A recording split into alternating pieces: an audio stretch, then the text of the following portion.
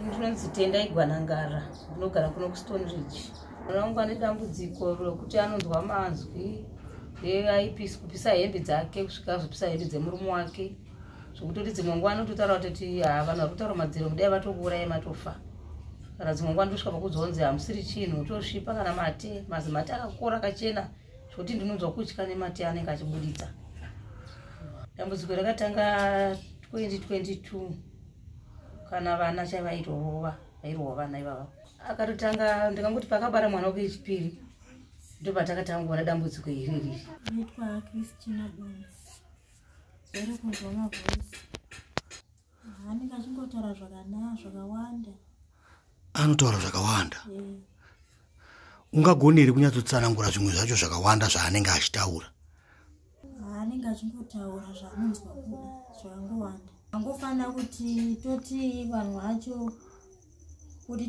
vacho tomboti vanenge vari vekuziva zvandaimbonzwa zvezvo vanhu vacho vachindiona panyama. Saka pavanenge vachiiteera vari mumasipiriti.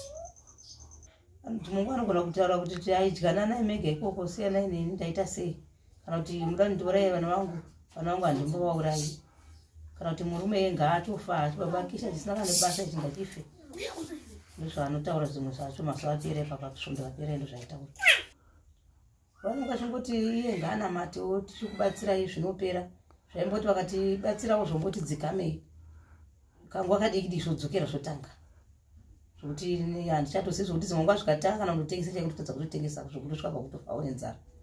Zvokuti kana ndamutaura sezvizvi hapana chinobuda pandiri. Handina chinotobudisa kana kuti ndotanga nasiripasi handitengi. Kuchema kuchema nzara. Dzangu dzinoti 078 14 350 52 077 289 8998 077 289 8998 ndio namba dzamukwasha wangu.